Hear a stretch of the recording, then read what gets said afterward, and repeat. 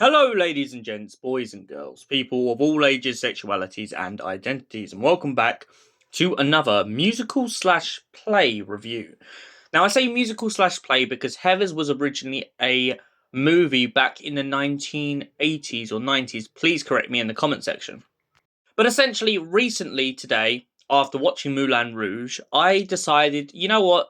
It's about enough time. I'm going to sit down and I'm going to watch Heathers, because I've always been fascinated by what Heathers is about. And I've heard the songs a couple of times going around on streaming services and such, and so it really made me curious about the plot of this film slash play. So, Heathers the musical.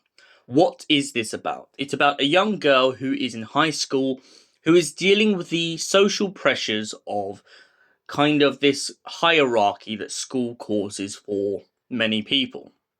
There's the populars, there's the football team, there's the chads, there's the geeks, there's the nerds, and we could go on and on and on.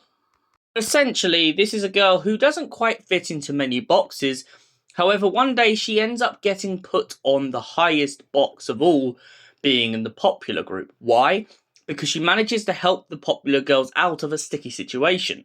She sticks all their names on a card and pretty much passes it off as if they were all friends. Now, of course, this isn't too far from the truth, because before the popular girls were popular, a lot of them had kind of links with everyone else. However, due to the social climb, they've managed to get out of that box and become basically the kind of dictators of the school. Our young protagonist soon finds herself in a situation in which she socially climbs. However, she still has too many ties to the rest of her year group, and of course this makes her image very kind of tainted in the Heathers' perspective. After all, they should be the tower of the school, the kind of creme de la creme. So why is this other individual who wants to be part of the Heathers still holding on? So they really begin to test her, and most importantly, what better way to test her than to pit her against her best friend?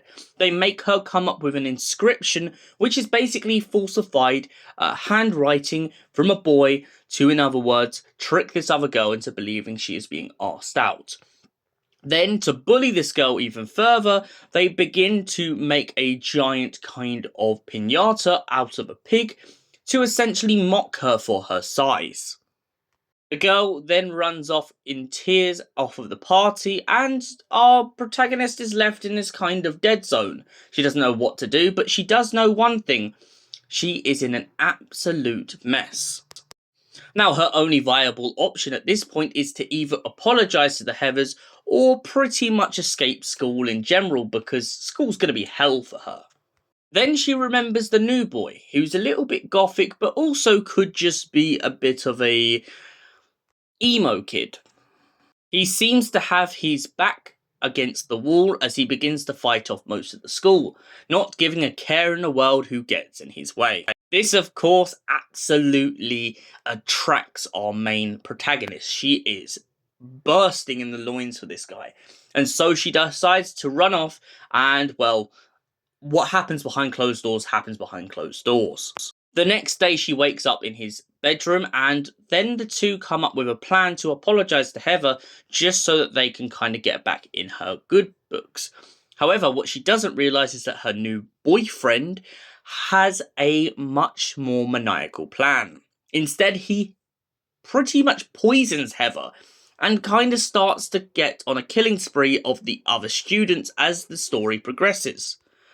He kills Heather, then he kills two of the individuals who begin to joke in school about getting off with the protagonist, and essentially we end up in this situation where throughout the story he just keeps potting people off.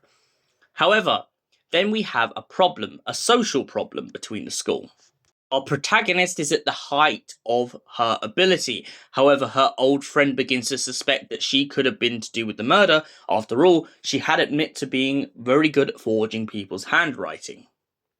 When the blame begins to rack up, her boyfriend comes up with a situation in which the only way to win in any course of action is essentially to pot off the whole school in general. She is absolutely outraged at this solution and thinks, no, what are you doing? So she tries to interrupt his plan when he starts setting bombs in the school.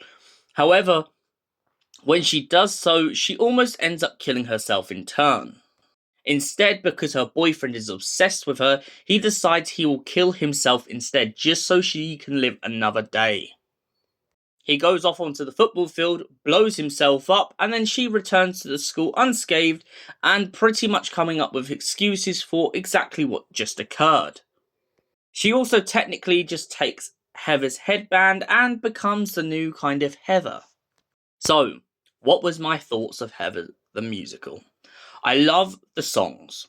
I love We Are God and Dang Dang Diggity Dang Dang and a lot of the other songs in this musical. However, musical or film, personally, this is just a personal peeve of my own. I feel like if we're going on about consequences for murder and suicides and all and such, I feel like our protagonist technically should have died at the end of this play. Either died or we should have been left in suspense on this kind of idea. Did she actually escape the bomb? After all, when we look at the musical itself, there's 2 minutes on the clock, and it seems very unlikely that the pair of them actually escaped the football field together or separately at all. Of course, they didn't leave together, but I do feel like they could have both been blown up. It would have made a satisfying ending to this kind of killing spree. After all, no matter what way you look at it, she did technically still help assist all the murders of her fellow students. That's not me saying I don't believe in redemption, it's just me saying that I feel like karma for karma, especially with the lyric karma in this whole entire story. But I'm not going to completely knock this play for that. I'm going to give it a solid 8 out of 10. Thank you for watching, and we'll see you in the next review. Until then, goodbye, stay beautiful, you beautiful people.